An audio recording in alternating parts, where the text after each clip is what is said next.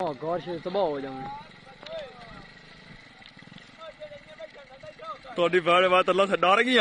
تو ناظرین، پاکستان میں سیلاب کی تباہ کاریاں جاری ہیں۔ تینوں بڑے دریا ستلج، راوی اور چناب میں اونچے درجے کے سیلاب ہیں۔ پانی کی سطح مسلسل بلند ہے۔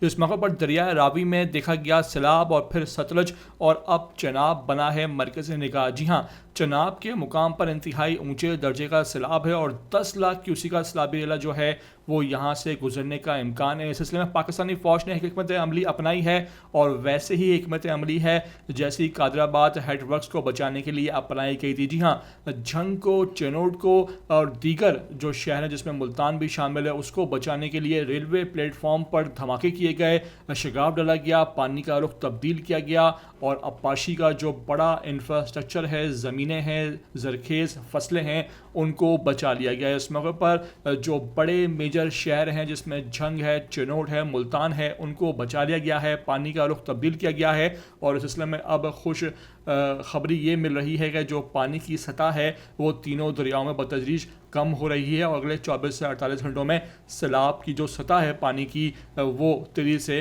ان دریاؤں میں کم ہوگی، اور سیلاب پنجاب سے اب سندھ کا رخ کر سکتا ہے۔ یہ تمام تر مناظر سامنے آئے ہیں جہاں پاکستان کے تینوں بڑے دریاؤں میں ایمرجنسی کی صورتحال ہے، ہنگامی صورتحال ہے، اور اس سلسلے میں جو دیہات ہیں، گاؤں ہیں، زمینیں ہیں، ان کو بچانے کی بھرپور کوشش اس وقت انتظامیہ کر رہی ہے۔ میری آپ سے ریکویسٹ ہے کہ ویڈیو کو آخر تک دیکھ لیں۔ نئے آتے ہیں ETV 247 اردو پر تو لازمی سے آپ سبسکرائب کریں، لائک کریں، شیئر کریں، اور کمنٹ کر کے مجھے اپنی قیمتی آراء سے لازمی آگاہ ضرور کر دیا کریں۔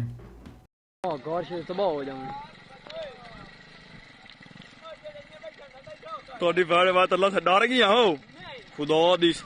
بھائی لینڈ پھٹ گئی نہیں تو اپنا بندوبست